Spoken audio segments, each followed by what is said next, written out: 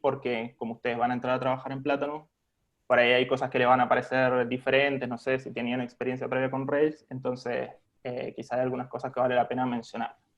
Pero la presentación es de Rails. Entonces, bueno, vamos a ver estos temas, que en realidad no tiene sentido repasarlo, era más bien una guía para mí, así que arranquemos por el principio. Bueno, ¿qué es Rails? Rails es un framework para desarrollo web. Está escrito en lenguaje Ruby y está orientado a usar convención sobre configuración.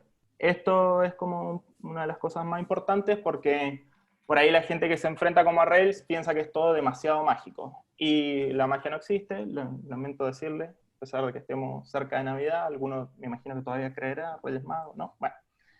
Entonces, lo que pasa es que hay cosas que, como les decía, Rails las toma por configuración. No sé, por ejemplo, un modelo, que es una clase que mapea una tabla en la base de datos, se pone en un directorio específico y para que Rails lo levante, tiene que tener su nombre de archivo que machea de alguna manera con la clase. Entonces, Rails tiene muchas cosas que son así. Tiene su parte de configuración, pero tiene mucho que está orientado a simplificar. Al principio a lo mejor algunas cosas chocan, pero después se dan cuenta que al final están hechas para ayudarte, o sea, para evitarte un montón de cosas que son repetitivas y que al final tiene valor que uno no lo tenga que hacer a mano. Bueno, otra cosa también muy importante es que está basada en el patrón de diseño MVC, significa modelo vista controlador, y es una gema de Ruby, como cualquier otra, por más que es una gema enorme, es una gema. ¿Qué son las gemas de Ruby? Para el que no sepa, son como librerías de cualquier otro lenguaje. Nada más que esta librería es un framework gigante. Bueno, el MVC, entonces, significa modelo vista controlador y son las tres capas en las cuales se apoya Rails. La capa de datos es la que tiene como contacto con la base de datos, o sea, bueno, todos los nombres están muy bien puestos, digamos. La capa de vista es la de presentación y el controller es un poco el que conecta los modelos con la vista, ¿no es cierto? Entonces, viendo el gráfico de la derecha, supongan que abajo el usuario es un cliente que se le muestra un formulario, llena una información, le da clic, eso lo que va a hacer es un request al web server, ¿no es cierto?, que va a ir a una acción específica del controlador, el controlador se va a comunicar con el modelo y va a crear a lo mejor una instancia en la base de datos, va a devolver esa información y quizá el controlador haga una redirección hacia otra vista para mostrarle felicitaciones, acabas de crear un objeto X, no sé. Entonces, es así como funciona un poco el ciclo y cómo funciona el MVC. Acá viene una de las partes que tienen que ver un poco con Platanus. Nosotros rompemos un poquito ese patrón. Entonces, en modelos y controladores nos apoyamos además en los que están en amarillo, en comandos, servicios, values y utils. Y en las vistas nos apoyamos en decoradores y presenters. No vamos a hablar de esto ahora porque no vamos a terminar nunca más la presentación, pero les cuento que existen. El tema, más que nada, los comandos, si quieren, o los servicios, les digo como una pequeña introducción que son para resolver lógica de negocios. ¿Por qué? Porque Rails resuelve la lógica de negocios entre modelos y controladores. Y eso te puede servir en una aplicación un poco chica o medianita, pero cuando se empieza a hacer gigante, eso empieza a traer problemas. Si ustedes googlean, van a ver un montón de antipatrones, de modelos gordos, cosas que se dan justamente porque a nuestro juicio le falta a lo mejor unas capitas extras que nosotros se las pusimos con los comandos, servicios y estas otras cosas. Y las vistas, utilizamos decoradores y presenter que sirven para que las vistas no tengan lógica, básicamente, o sea, para que sean solo de presentación. Entonces, vienen como a ayudarnos a estructurar los datos que se van a mostrar en la vista. Esto, si la aplicación es puramente Rails, cosa que no debe pasar en el 90% de las aplicaciones que hacemos en Platanus, tienen mucho sentido los presenters y los decoradores, pero si no, por ahí estas mismas cosas se resuelven con componentes de Vue, por ejemplo, que ya manejan una lógica y lo hacen de manera elegante. Pero bueno, sepan que existen, si se los encuentran por ahí y pueden preguntar más. Después a lo mejor podemos hacer otra presentación de estas cosas. Bueno, esto es una tontería, pero la instalación, importante. O sea, para instalar Rails, nosotros tenemos una gema, ¿no es cierto? La gema de Rails instalada, que tiene su ejecutable, y se genera un proyecto nuevo con Rails New nombre de proyecto. Pero lo que quiero decirles acá es que nosotros no hacemos esto porque nosotros tenemos una gema que se llama Potassium, que lo que hace es generar un proyecto Rails, pero además le agrega toda la configuración y todas las cosas que nosotros creemos que han sido buenas a lo largo de nuestro desarrollo. Entonces, por ejemplo, nosotros utilizamos para nuestro back office ActiveAdmin, y Potassium, Rails no lo va a crear, pero Potassium sí, y además lo va a crear con la configuración que lo usamos. No es solamente que mete librerías, sino que hace algunas cosas custom. Entonces, tengan en cuenta que existe Potassium para crear nuevos proyectos. Quizá no les toque crear nuevos proyectos, quizás sí, no lo sé. Pero sepan que también tiene un instalador que permite agregar como recetas funcionalidades. Entonces, por ahí si se encuentran con alguna cosa, vale la pena revisar Potassium porque por ahí ya está resuelto. No sé, si quieren agregar manejo de imágenes, eso ya está como en una receta para instalar directamente con Potassium y no pierden tiempo en eso. Todo esto se los tiro como para que pregunten de última, que sepan que existen las herramientas. ¿Vamos bien? ¿Tienen un ok? Ya veo que estoy hablando solo hace 3 horas. ¿Sí? Todo bien. Ok. Buenísimo. Muy bien. Bueno, estructura de directorios. O sea, tiene un montón de directorios, les digo los más importantes. De Rails, cuando uno instala un proyecto, en el root aparecen estos directorios. El de app, que sería como el principal, que tiene modelos, controller, mailer, vistas, etc. Que ahí es donde básicamente están todos los archivos de la aplicación, ¿no es cierto? Después el bin tiene ejecutables como Rails, RSpec, o sea, nosotros por ejemplo corremos los tests y corremos RSpec, espacio, el directorio, bueno, sí, o sin parámetro corre para todo. Es decir, que existen gemas que tienen ejecutables que algunas están en el bin, otros no. Después ya voy a explicar un poquito más sobre eso. Después el config, acá es parte de la configuración que tiene Rails, que les decía, no es todo convención, hay configuración de la cual no puede zafar. Y ahí dentro hay un archivo que es el application.rb, que tiene como la configuración general del proyecto. Y después hay 3 ambientes, ¿no es cierto? Test, desarrollo y producción, que son el Development RB, Test RB y Production RB, que lo que hacen es sobreescribir la configuración del application o agregar algo específico del ambiente.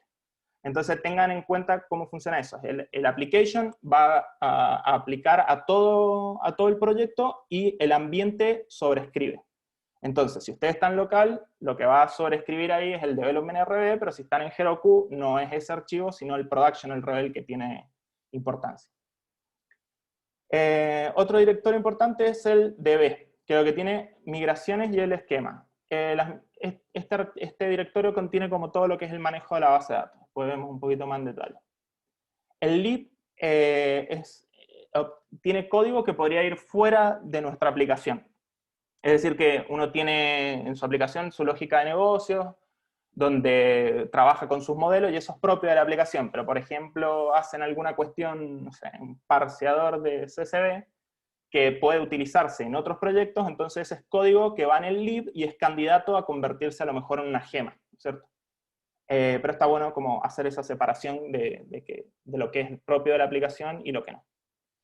Después están los logs, que ahí es donde van escribiendo los logs de development, producción y test, un archivo, o sea, como tiene cualquier aplicación. Y después está el public, que es donde van los archivos estáticos de asset compilados. Y bueno, y por último, está con Rails viene el /test, que es donde van los archivos de los tests. Creo que en Rails yo tengo una ensalada medio grande, usaba unit test y después mini test. No sé cuál está usando ahora, porque nosotros toda la vida históricamente hemos usado RSpec. Y en vez del directorio test, se van a encontrar con uno que se llama spec. ¿Qué más? Bueno, Bundler. Bundler es una gema de Ruby que sirve para manejar dependencias. O sea que en su proyecto Rails, en el root, tiene un archivo que se llama Gemfile, como este que está acá abajo, Y lo que tiene es, bueno, ese source es de donde va a sacar las librerías, digamos, las dependencias. Y abajo, gem, hay un listado grande de gemas, ¿no es cierto? Yo acá les he puesto como ejemplo una nomás. Entonces, ¿qué permite eso? Bueno, primero, instalarle las dependencias del proyecto. Segundo, las bloquea para evitar incompatibilidades. Este como que fue mal ejemplo porque yo acá podría haber puesto gem rspec sin versión. Entonces, cuando yo ejecuto bundle install, lo que me va a hacer es me va a crear este archivo de la derecha que se llama gemfilelog. Y lo que iba a hacer, iba a traer la última versión disponible para esa gema. Como yo acá le loqueé la versión, me trajo la 3.10, pero no es necesario que tenga versión en el gemfile. Entonces, ¿para qué sirve eso? Que si yo hago eso y instala la versión 3.10, cuando Pepito corra bundle install en su entorno, le va a instalar no la última versión existente, que ya puede ser la 4.8, sino que va a instalar la que le dijimos en el gemfile log, la que quedó bloqueada en el gemfile log. Otra cosa que hace es revisar las dependencias entre las gemas. Supongan que tengo una gema A y B, que las dos tienen la misma dependencia, bueno, ahí Bundler resuelve cuál es la que le sirve a las dos. Y si no puede, da un error. Pero lo resuelve eso como solo. Bueno, acá hay otra cosa que no mostré. Hay como grupos, ¿no es cierto? Que hay gemas que uno las puede instalar como en general y hay otras que se pueden instalar como en development o en test o en dos grupos, n grupos. Algo importante con Bundler. Si ven acá, yo ejecuté rspec, que es el ejecutable que me instaló la gema de rspec, y le mostré la versión nomás. Y me dice que es la 3.9. Pero cuando yo ejecuto con Bundler, que digo bundle exec, y muestro, me da la 3.7. ¿Esto por qué? Porque el de arriba me está mostrando la versión global que yo tengo instalada de la gema.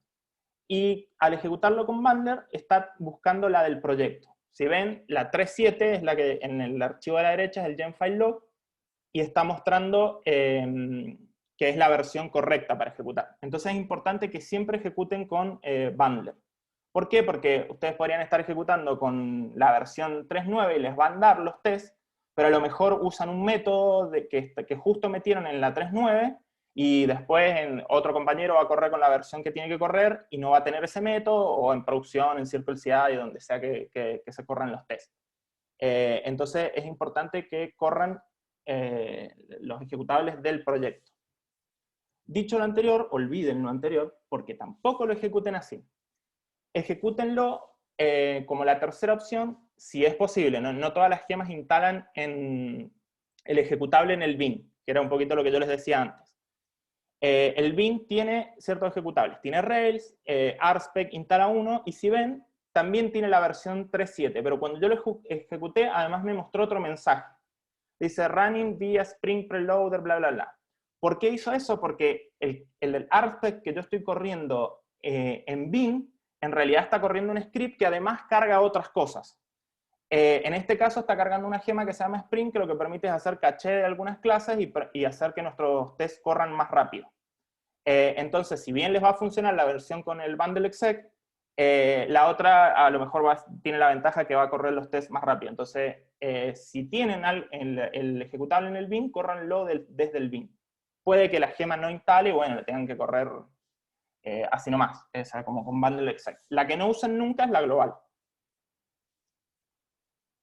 ¿Hasta ahí vamos bien? Bien.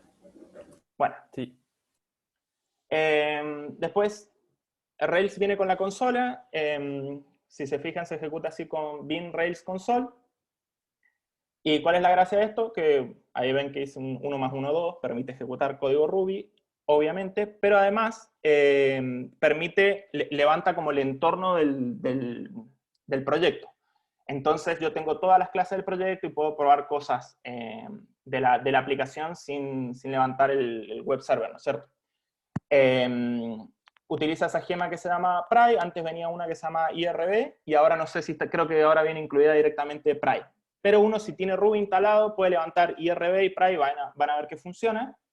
Lo que no van a tener es el entorno del proyecto, entonces es importante que usen como el Rails Console para que además puedan probar cosas no solo de Ruby.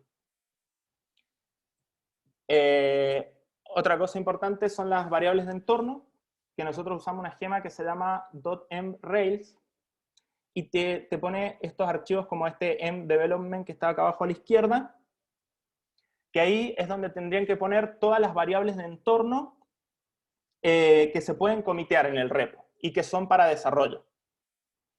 Es decir, que no tienen ninguna información sensible. Por ejemplo, ven acá abajo el dbhost, que sea 127.0.0.1, no importa si eso está comiteado, ¿no es cierto? Pero si pones tu clave del banco, probablemente sí.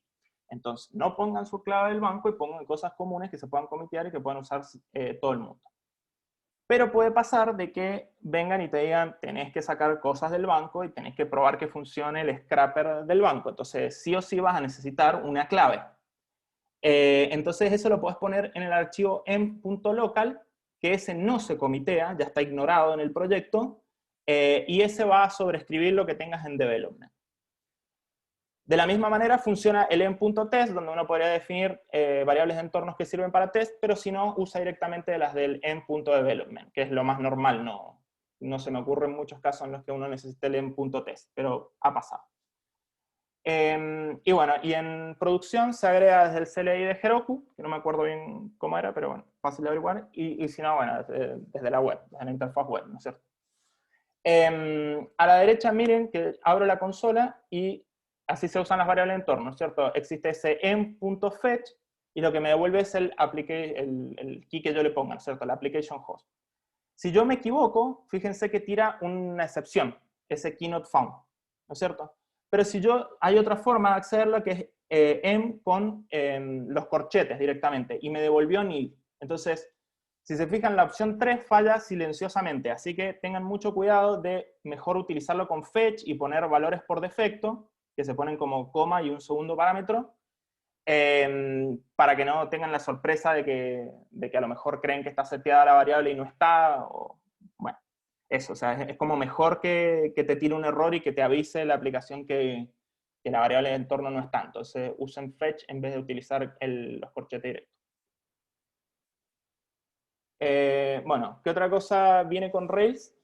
Los generadores, ¿cierto? Los generadores, ahí enseguida, ahora está como medio teórico, enseguida les voy a mostrar un poquito con los modelos, cómo juego con esto. Bueno, los generadores nos permiten ahorrar código al escribir código repetitivo. Porque, por ejemplo, no sé, uno genera un modelo, que es esto que yo le digo, la clase que mapean las tablas, y eso que cuando uno crea un modelo, va a crear la clase, que siempre es igual, heredando Active Record. Lo único que cambia es el nombre, pero después va a crear su factory para test y va a crear su archivo de test, entonces siempre lo mismo. Lo que nos permiten los generadores es justamente ahorrarnos todo ese tiempo.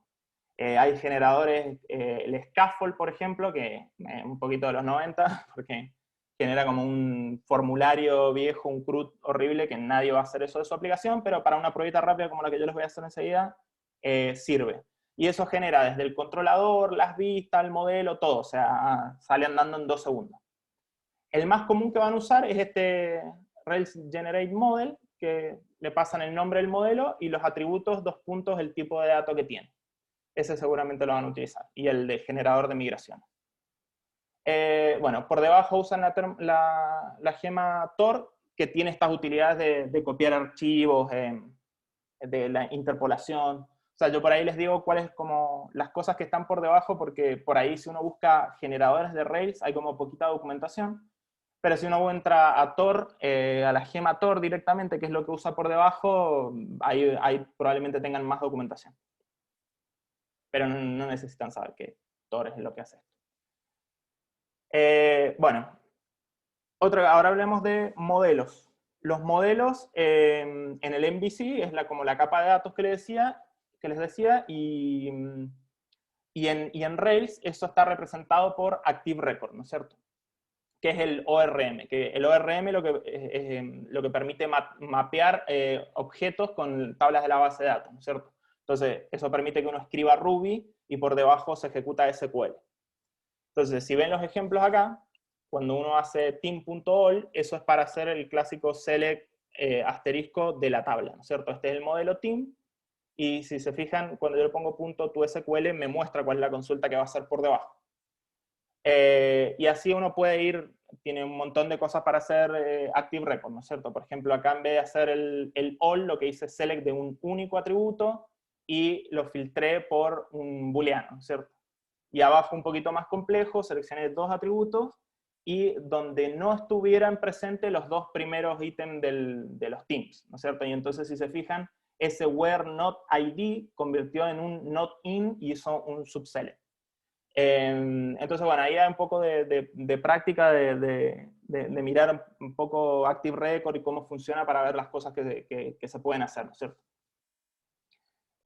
Bueno, algo importante, a la derecha abajo, si ven, esto, la clase es un Active Relation, es decir, que devuelve, cuando uno hace un all o utiliza un scope o lo que sea, que devuelve una colección de modelos de Active Record, lo que devuelve en realidad es un objeto que es de tipo colección, es como si fuese un array, pero tuneado, digamos, no tan simple como un array. Y dentro, si se fijan, los objetos son de tipo team, es decir, que son los objetos del modelo. ¿Qué más? Bueno, en los modelos los modelos se ven así, ¿no es cierto? Class, goal, por ejemplo, este modelo objetivo que hereda de application record, esta es la clase de Rails de la que heredan todos los modelos, y acá, bueno, hay una gema que se llama annotate que permite agregar información de los atributos. ¿Qué se puede definir en los modelos? Relaciones, como de una base de datos relacional, ¿no es cierto? Validaciones de presencia, de números, no sé, de que sean enteros. Scopes, que lo que son queries, que uno tiene como prearmadas para usar directamente. Callbacks, como para hacer cosas, por ejemplo, antes de que se valide, después de validarse, después de que se guardó, como diferentes instancias del ciclo de vida del modelo. Bueno, hay modelos de instancia y modelos de clase, obviamente, porque siguen siendo clases de Ruby. Bueno, cuando uno tiene un modelo, ¿no es cierto?, tenemos que hacer el mapeo como con la base de datos. Entonces, para eso Rails lo que tiene es un DSL, un lenguaje básicamente que nos permite hacer estos cambios en la base de datos. Acá tenemos un ejemplo de una creación de una tabla que se llama Team Members, entonces utilizamos ese método create table, que lo que hace es pasarle los atributos y el tipo de datos. Entonces, cuando uno corre esta migración, lo que va a hacer es va a modificar la base de datos. Un momento. Bueno, ¿qué pasa cuando uno corre una migración? Se modifica un archivo que se llama esquema RB. ¿Y qué es lo que se modifica? En la parte de arriba, si se ve, se modifica la fecha, que es la fecha de la última migración que se corrió, y abajo tiene la definición de todo lo que se ha ido creando, ¿no es cierto? Entonces, tengan en cuenta que las migraciones que yo voy creando, así como yo creé esta tabla, después podría decir, bueno, pero ya el atributo email no va más, entonces hago una migración que remueve ese atributo, después agrego otros dos atributos más. Entonces las migraciones lo que me van marcando es como la historia. Y el esquema es lo que tiene la foto de lo actual. Entonces, si uno va, o sea, yo voy creando las migraciones, o sea, voy creando mi base de datos, si alguien se levanta el proyecto, no va a correr las migraciones, porque no va a correr toda la historia. Lo que va a hacer es un comandito de Rails que lo que hace es db esquema load, que lo que va a hacer es levantar este esquema y te va a crear en la base de datos la última versión de la base de datos. Esa es la idea del esquema. El esquema es la foto de lo actual, las migraciones son la historia. Entonces, si ven, Active Record también mapea la tabla de las esquema migration, que es donde va guardando las migraciones que corrió. Esto es como ilustrativo, ¿no? Les muestro que así es como va haciendo esto. Bueno, y ahora les voy a mostrar un poco, a ver, déjenme refrescar acá. Vamos a cerrar. ¿Ahí se ve bien? Sí, se ve bien. Bueno, un poco. Una de las cosas que les decía que se puede que se puede crear son validaciones, ¿cierto? Bueno, a ver, esperen que levante acá.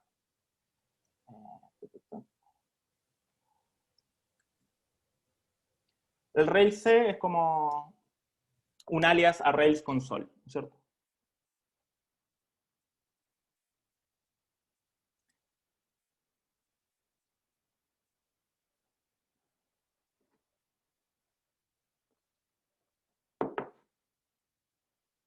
Bueno, entonces yo puedo hacer, como les mostraba, block all. Yo ya tengo algunos creados ahí. Y otra cosa que puedo hacer es block.create, ¿cierto? Y a ello le paso los atributos. Title, ponemos hola, y el body, chao, no sé. Entonces, si ven, ahí me creó el nuevo atributo. Y así lo puedo consultar. De la misma manera, puedo traerme el último, por ejemplo, y puedo modificarlo. Puedo modificar, no sé, hola, le ponemos lean. Y se ven, acá se ve lo que va ejecutando en la base de datos. Entonces así pueden manipular un poco el objeto. Cosas que se podían agregar. Validates, por ejemplo, title.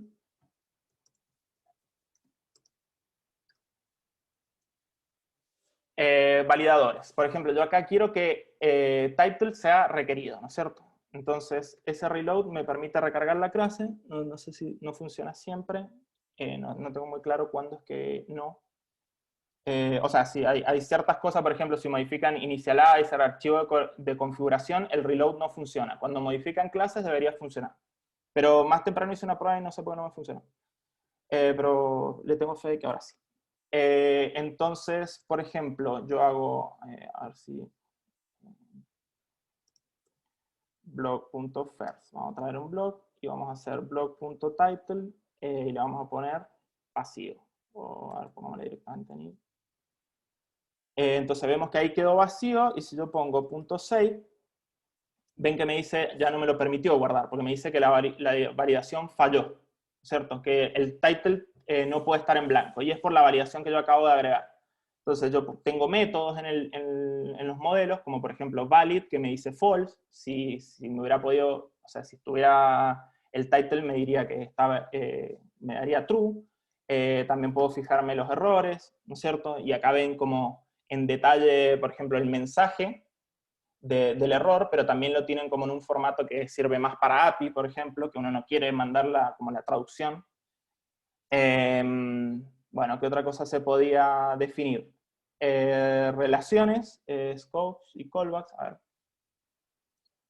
ver, hagamos un scope.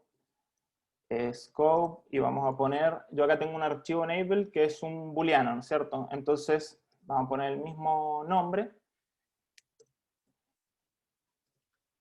y acá le vamos a poner where enable true.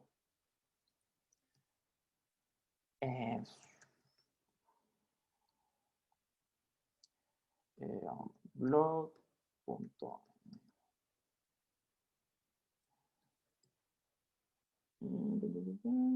Enable. Claro, me dice.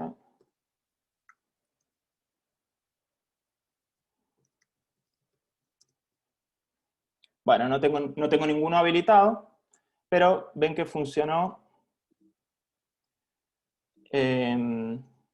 Si ven, hizo el select y le pasó el enable true, ¿no es cierto? Como un atributo acá abajo. Entonces, como les decía, los scopes son queries que uno puede agregar. Esta sintaxis es que en realidad yo agrego como un proc, es una definición, entonces por eso yo lo paso como un bloque. Yo le digo, lo defino acá, pero no quiero que se ejecute este where ya mismo, sino quiero que se ejecute cuando lo llamo. Es por eso que se llama con esta sintaxis. Algo que tienen que saber de los scopes es que todos devuelven una active relation, que era lo que yo les mostraba antes. Entonces se pueden encadenar. Si yo tengo otro scope, le puedo poner punto .enable, punto el otro scope, punto así hasta el infinito. ¿Qué más? Vamos a ver un poquito de las migraciones y de paso les muestro las relaciones. Rails, Generate Model, Comment, por ejemplo, acá yo lo tengo armado. Acá voy a correr un generador para crear un modelo que se va a llamar comentario, que va a tener un nombre, un body, o sea, y va a tener una referencia a blog, es decir, que tiene la foreign key del blog ID acá, y eso se pone con ese blog references.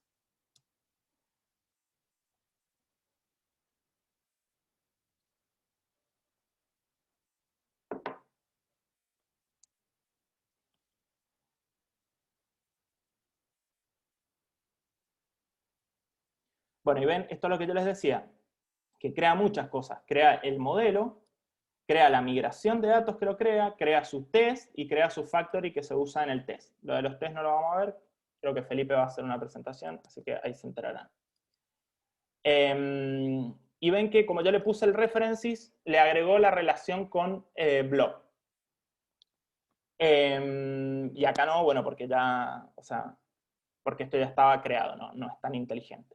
Ven que acá generó una migración, ¿no es cierto? Que lo que hace es crear la tabla comments. Entonces yo les muestro el esquema RB y ven que ¿cuál es mi situación actual? ¿Cuál es mi foto actual? Que yo tengo creada la tabla de blogs y nada más. Entonces, ahora yo hago rake, perdón, estoy como, o sea, rake es como la forma vieja de hacerlo, ahora se utiliza todo a través de Rails. Antes era rake db migrate y ahora es rake Rails db migrate. Yo soy rebelde y sigo usando rake. A veces. Entonces lo que hago es correr, lo que le digo es correr las migraciones pendientes.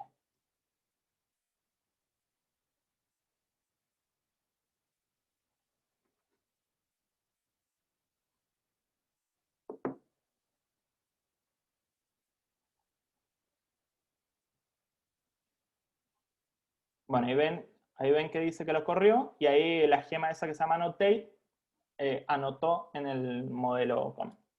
Y ven cómo modificó el esquema RB, modificó la fecha acá también, de la última migración que corrió, que es la de comments, y lo agregó al esquema.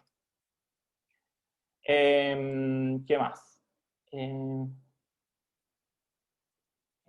otra cosa les iba a mostrar?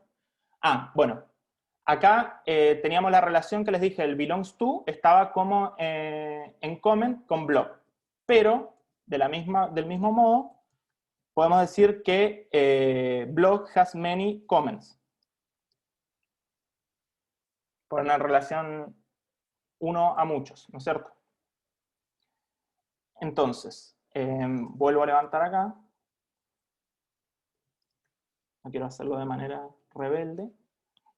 Voy a hacer como les enseñé.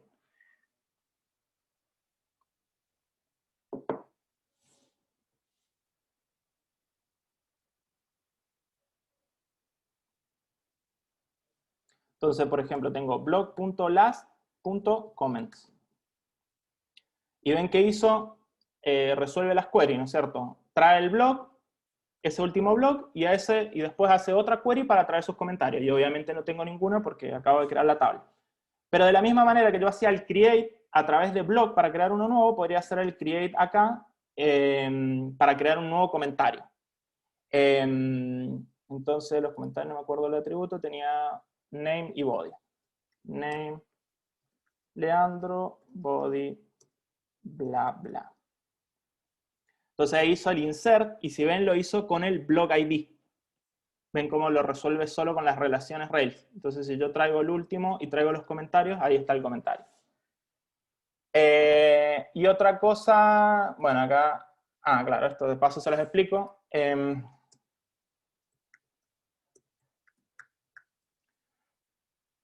es lo que hace ese dependent? Que si yo borro, hay una relación de uno a muchos, ¿no es cierto? Entonces lo que me está pidiendo ahí el mono, que yo resuelva qué hago cuando se borran los comentarios. Cuando yo borro el blog, perdón. Cuando yo borro el blog, lo que voy a querer que pase es que se borren todos los comentarios relacionados, que es lo que tiene sentido en este caso. Ponele, un blog no tiene sentido los comentarios sueltos sin el blog. Pero hay otras opciones que son como, por ejemplo, nullify, que es que si no existe el blog, bueno, no importa, deja la relación como nula. Pero uno lo tiene que decidir. Entonces acá, si yo borrara al blog, se borraría en cascada con los comentarios. Y bueno, y después hay otro que, los callback, hay un montón, y uno de ellos, por ejemplo, es before save. Uno define el atributo, no sé, save high, vamos a poner, un poco de imaginación, def save high, y acá vamos a poner puts hola por 100. Entonces yo pongo punto title, y ponemos L, y ven que mostró el hola, y eso lo hizo en el callback antes de guardar. Y como este, tienen muchos callbacks. El before save, por ejemplo, se ejecuta cuando ya validó el objeto, y se ejecuta tanto en la creación como en la actualización. Pero también tenemos un before update, before create, tenemos after save, after create, before validation, after validation. Bueno, ahí como que investiguen un poco. Como les digo, trato de darle las herramientas, porque si no se puede poner un poquito largo. Bueno, y un método de instancia, obviamente.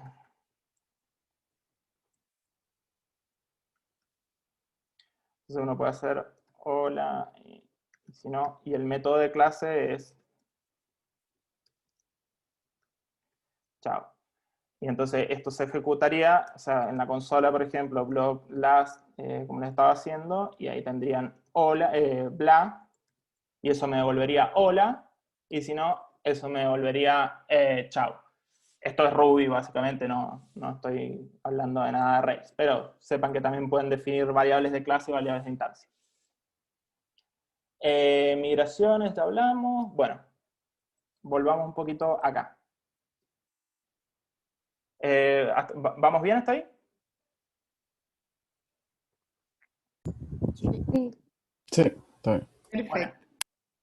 Bueno, buenísimo. Bueno, otra cosa que tienen los modelos son los concerns. Que lo que permiten es compartir o reutilizar funcionalidad de un modelo, ¿no es cierto? Y tengo la versión de la izquierda, que es como sería un módulo de Ruby nomás, y la versión de la derecha es con los concerns de Rails. Si ven, lo que hacen es que cuando uno incluye este módulo M en una clase, lo que va a hacer ese extend the class method le va a extender sus métodos de clase, y el class eval permiten ejecutar algo dentro de la clase. Lo que permitiría definir, no sé, un método de instancia, por ejemplo. El concern hace lo mismo, un poquito más lindo, o sea, pero no es ese el motivo por el cual se usan concerns y no módulos directamente de Ruby, sino que es por esto. Por ejemplo, acá tienen foo a la izquierda, que define este método, ¿no es cierto? Y después tienen var, que utiliza el método de foo, ¿no es cierto? Hay como una dependencia ahí. Y el host es la clase que incluye los módulos estos. Como ven, el include hay que hacerlo de los dos módulos, algo que no está bueno porque la dependencia en realidad, var es quien depende de foo, entonces porque host tiene que incluirlo. Bueno, eso es lo que resuelve los concerns, permite hacer como esa relación así. Y lo dejamos ahí para no hacerlo denso. Pero lo que permite es eso, como un manejo de dependencia un poquito más limpio. Bueno, hay mucha controversia en relación con los concerns, van a encontrar en internet. Entonces, para explicarle un poquito cuándo se usan, en las palabras del creador de Rails, cuando quieren extraer algo que es del modelo que parece no ser parte de su esencia, es decir, como que no es algo core del modelo, sino que es algo que entra por la izquierda o la derecha para que no se ofenda ningún usuario. Bueno, y mi opinión personal, yo los utilizo cuando quiero compartir lógica en varios modelos y cuando quiero agrupar funcionalidad que no necesariamente será compartida en diferentes modelos, pero que está relacionada.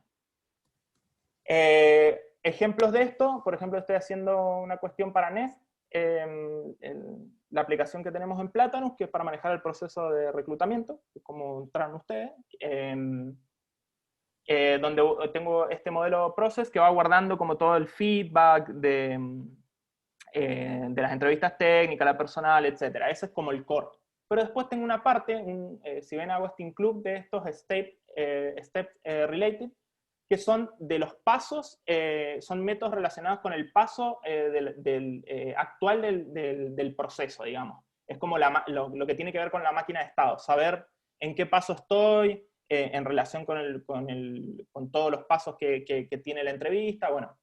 Entonces, eso yo los agrupé, si se ven todos dicen step, step, step por todos lados, porque están relacionados, hablan de lo mismo, y sirve como para ordenar, tener cosas que son de lo mismo. Ese concern yo no lo voy a ocupar en otro lado, pero lo extraje igual para tenerlo todo junto. Y el otro es cuando quiero compartir, como les digo. Por ejemplo, acá a la derecha ven que hice una búsqueda y uso ese método para generar un Slack en evento, en un modelo evento, performance y categoría. ¿Qué es lo que hace? Busca en el modelo un atributo name, por ejemplo, que diga Leandro Segovia escrito así, y lo transforma a Slack Leandro-Segovia todo en minúscula. Y eso lo guarda en un atributo Slack. Y esa es una funcionalidad del Slack que yo lo puedo querer en diferentes modelos, que después me sirve a lo mejor para armar URLs un poquito más friendly. Entonces, en los dos casos que le mostré se aplica lo que dice DH, que son cosas que están relacionadas con el modelo, pero no son parte de su esencia, porque esto del Slack no tiene nada que ver directamente con un evento, con un artista o con una categoría, pero a la vez hace cosas con el modelo, entonces está relacionado. Bien, eso. Bueno, después están los controllers. También les voy a mostrar un poquito acá.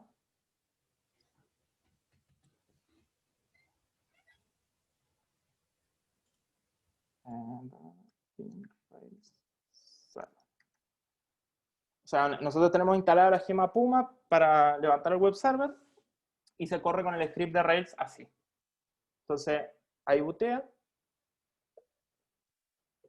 y me dice que me queda disponible en el localhost 3000, ¿no es cierto? Si ven acá, ahí levantó la aplicación. Hablando de generadores, yo antes lo dejé armado, corrí un generador de scaffold que, así como vieron que corrí el del modelo, bueno, corrí para generar, además del modelo, el controller y las vistas. Entonces lo hice para este blocks controller. Y acá es donde van, o sea, dentro de app controllers van los controllers que se generan, y esto automáticamente me generó como el CRUD, el show, el edit, el create, la colección. Y si ven, heredan de este application controller. El application controller debería incluir toda la lógica que es común a todos los controllers. No sé, por ejemplo, que tienen lógica de autenticación. No van a estar repitiéndola en cada controller. Entonces, lo hacen en el application controller y a lo mejor en algún método lo esquivan de alguna manera con algún filtro, no sé. Pero esa es la idea, como que el application controller tiene lo general. De la misma manera, no les voy a explicar de nuevo los concerns, así como existen concerns de modelos, existen concerns para controllers, y tienen la misma funcionalidad, sacar cosas comunes, etc. Yo acá, por ejemplo, tengo uno que es de una gema de Platanus que saca como funcionalidad que tiene que ver con los presenters que les nombraba más temprano. Bueno, entonces, ¿qué es lo que hace este generador de scaffold? Genera el controller, genera el modelo que tampoco les mostré, genera las vistas que se ven acá, por ejemplo el index, y creo que eso es todo. Bueno, y las rutas.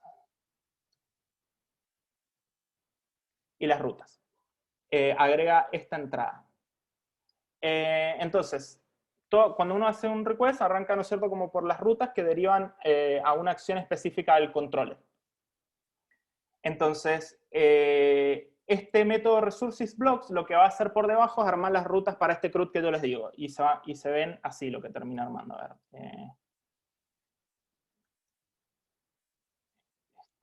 Ahí está. Uy. Bueno, era esto que corrió acá. Si ven, genera todo esto. Las arma automáticamente con ese resources. Como es algo de REST, digamos, básicamente, es información que puede armar como automáticamente. Y acá ven, por ejemplo, blocks ID, que se le pasa al ID cuando es un recurso específico, pero cuando es una colección, por ejemplo, no se le pasa al ID, ¿no es cierto? Porque uno quiere todos. Entonces, vamos a entrar a uno de estos endpoints. Vamos a entrar al de blocks. Y ven que genera una vista inmunda, pero funcional. Entonces, también uno puede tener la vista del elemento, como digo, le pasa al ID. ¿Qué más quería mostrarles acá? Bueno, uno puede limitar las acciones del controller y decir nada más, por ejemplo, el index o except el index. Entonces, eso va a hacer que este sí exista, por ejemplo. Bueno, acá ya me falló porque pasó lo que les dije. O sea, justo el index tiene como métodos autogenerados para la vista del show, que si yo la acabo de restringir no existe, entonces me da un error. Pero ahí me captan la idea, digamos. No es necesario tener todas las rutas. Uno podría limitarlas con ese only las que quiera. Otra cosa es que no es la única forma de generar rutas. Uno tiene métodos como, por ejemplo, get, y yo quiero que en hola me dirija a blocks, al controller de blocks, y la acción hola. Entonces, uno puede tener def hola, y esto creo que era render plain hola. Entonces,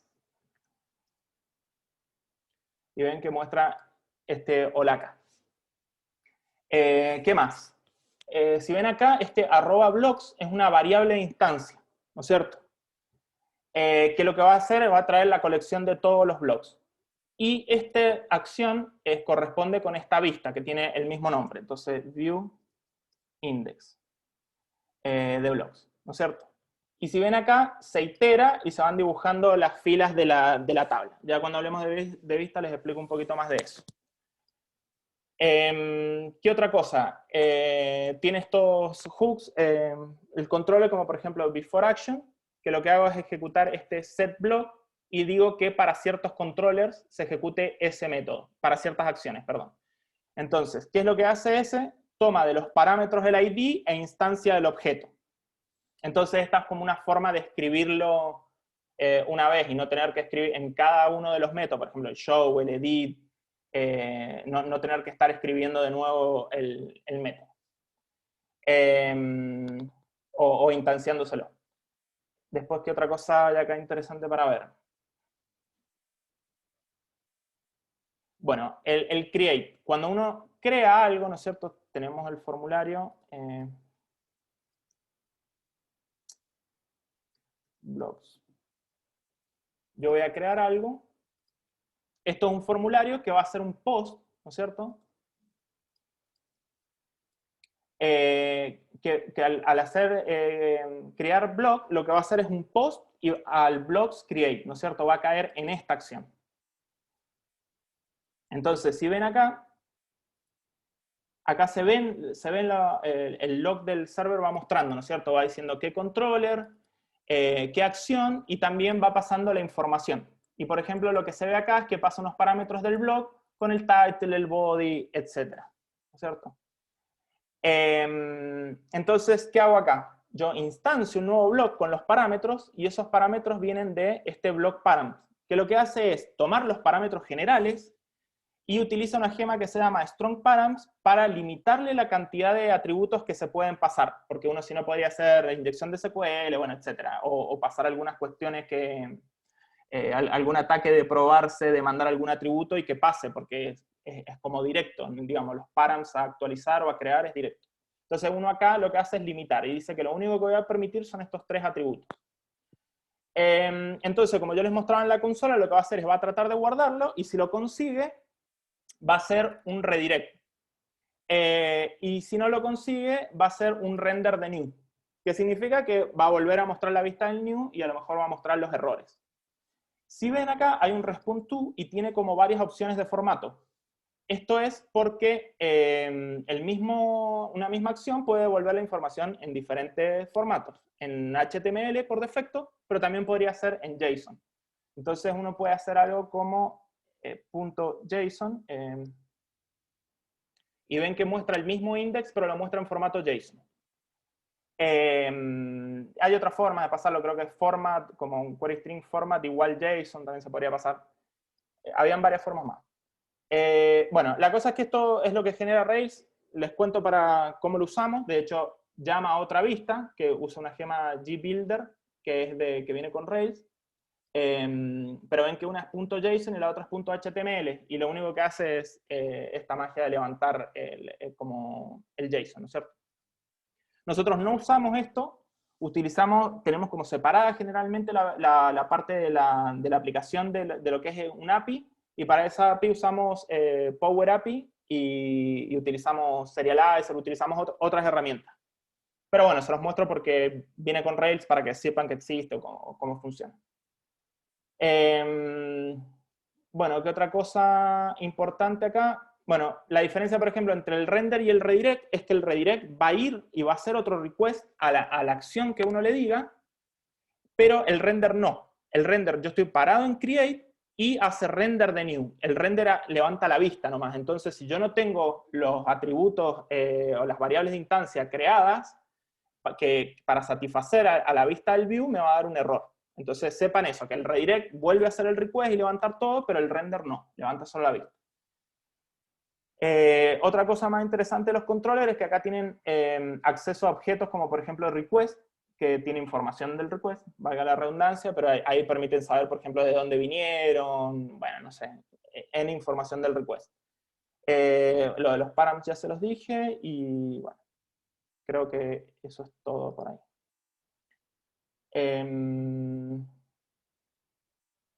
¿Qué más?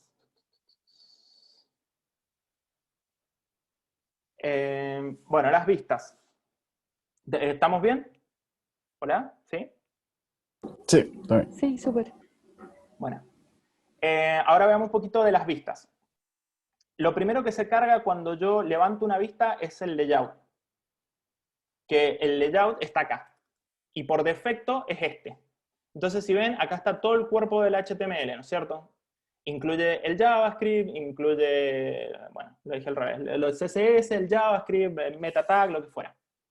Y este GIL lo que hace es poner la vista de la acción específica.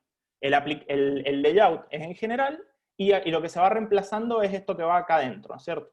Entonces, para que vean que eso es así, yo le pongo hola ahí, ejemplo para todo, hola, y acá puso el hola, pero en el GIL reemplazó esto. Entonces, esto puede sonar magia de Rails, pero en realidad esto es algo de Ruby. Esto es un bloque con la vista, es como hacer, a ver, def, hola, sería block. Entonces uno puede hacer puts, hola, obvio. Chao. Y acá pueden hacer GIL. Entonces,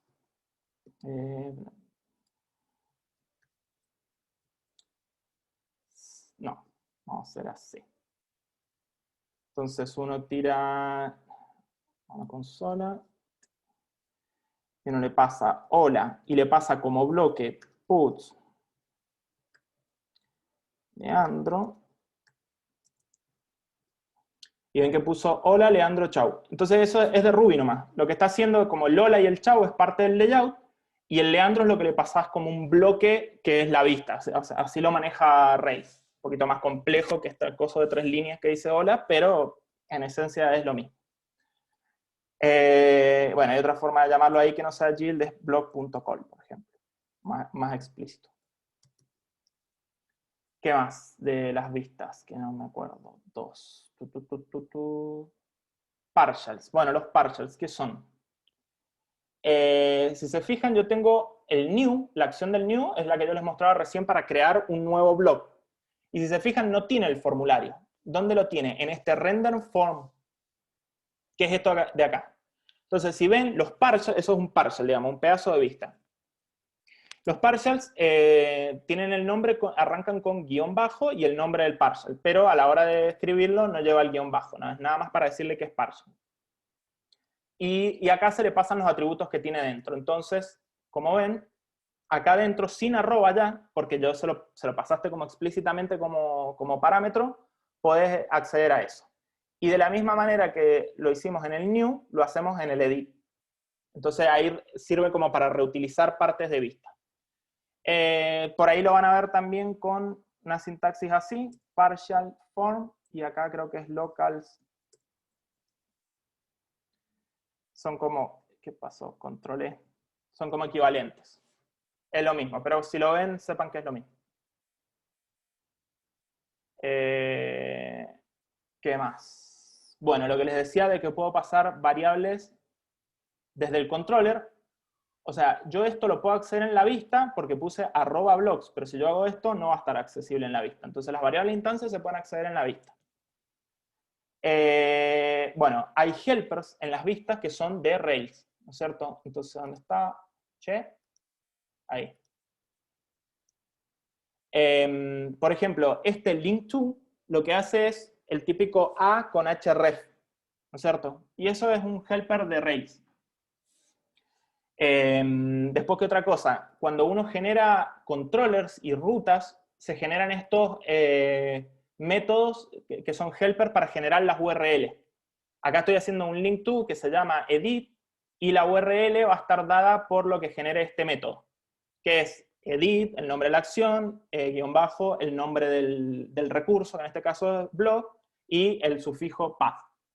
De estos métodos así hay un montón. Por ejemplo, el new se generan automáticamente. De hecho, creo que los pueden ver acá. Estos nombres que aparecen acá son los nombres de los métodos que le tienen que agregar ustedes guión bajo path o guión bajo URL. Guión bajo path lo hace con slash, bla, bla, bla, y si no, pone todo la URL completa, ¿no es cierto? Con localhost 3000 o bueno, donde esté deployado. Después, otra cosa interesante es que los helpers, las vistas utilizan ERB, que lo que permite es interpolar, ¿no es cierto? Entonces, cuando yo tengo, por ejemplo, acá, estos tags que tengo acá lo que me permiten es ejecutar este código Ruby en medio del HTML. Entonces, acá lo que está pasando es que yo estoy iterando, ¿y por qué lo puedo hacer? Porque ERB parció mi código, ¿no es cierto? Mi HTML lo tomó, lo parció, convirtió el Ruby en string y así pudo. Es lo mismo que acá. O sea, ¿cómo pudo poner el title? Porque por magia de ERB. De hecho, si yo les cambio, esto no va a pasar por ERB y muestra lo que el string, no lo entiendo. Entonces, no sé cómo es el ERB. Bueno. ¿Qué otra cosita acá? Control R. Bueno, otra cosa que puedo hacer es utilizar helpers de vistas propios. Que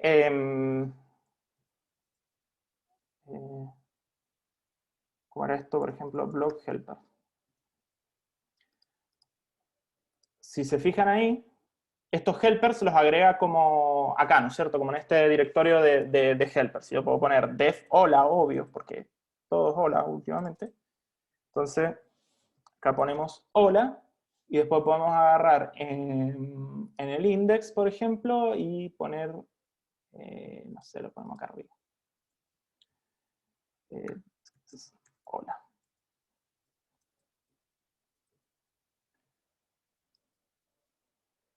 ¿Ven? Y lo agrego ahí. Entonces, hay helpers que son generados y hay helpers, o sea, helpers de Rails, pero uno puede tener sus propios helpers. Muchos no los usamos porque son globales. Ustedes ven que acá dice blocks helper, pero esto lo pueden utilizar en cualquier otra vista. Entonces, es una cuestión medio rara, global y fea. Entonces, por eso nosotros usamos los decoradores y los presenters, de los cuales no vamos a hablar ahora. Sepan que existe nomás. ¿Qué más? Bueno, el I18N, la internacionalización. En el Application RB, uno puede configurar cuál es el default OK, ¿no es cierto? Que nosotros tenemos configurado en SCL. Y después unos fallbacks. ¿Por qué? Porque si no encuentras como la traducción de lo que querés en chileno, le estamos diciendo que vaya a buscar como en español neutro España, y después, si no, en inglés.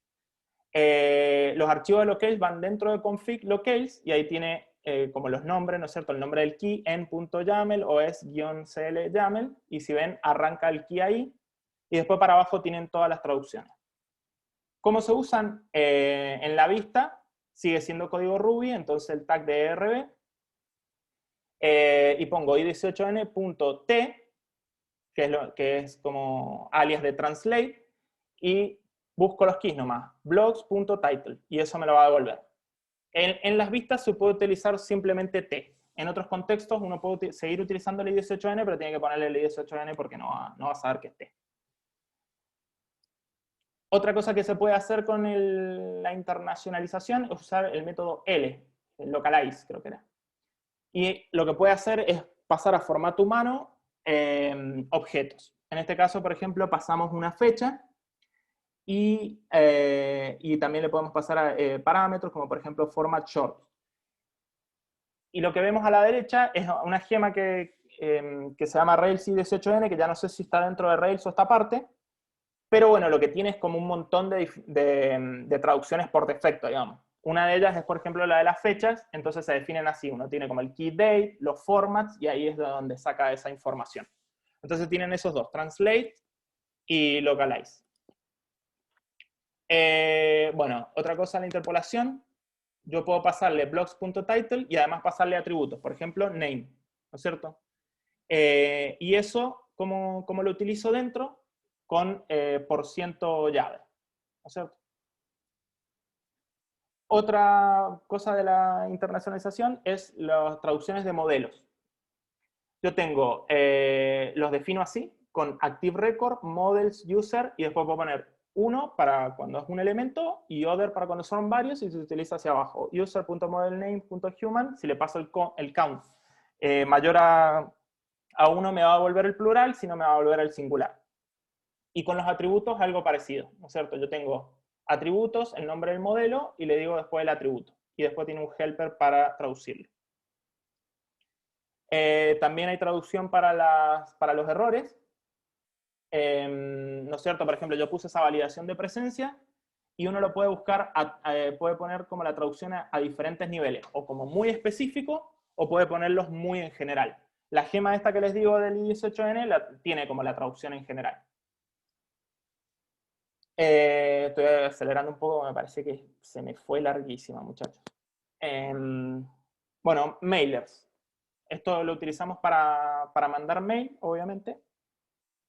Y, por ejemplo, definimos acá como en el default toda la información como general de todos los mailers. Por ejemplo, es muy común que si tenés un user mailer, todos los mails que mandes a los usuarios sean desde la misma dirección, entonces la definís acá arriba. Y después tenés el método, los métodos que son los específicos de cada mail, y al final cada uno ejecuta el método mail, que es el que realmente manda, y ahí podés decirle a quién, el subject, con copia, etc. Esos mails tienen su vista así como, funcionan igual que un controller, digamos, muy parecido. Tienen dentro de view mailer o user mailer, tiene su vista en HTML y tiene su vista en text, ¿no es cierto? Bueno, después hay una configuración en producción específica, que por ejemplo nosotros usamos SES, entonces tiene toda esta configuración, pero en desarrollo utilizamos una gema que se llama Letter Opener, que lo que hace es abrir como el mail en el browser cuando uno lo manda. Bueno, acá no sé si les mostré. A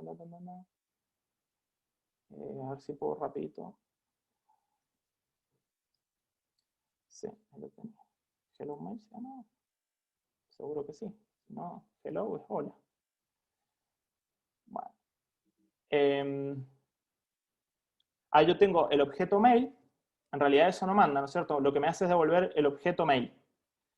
Y yo le puedo decir perform now. No. Deliver now. Entonces ven que lo que hace es levantar, como les digo, usando esta gema, y puedo ver la opción texto. ¿Qué más? Falta poco, les prometo. Jobs.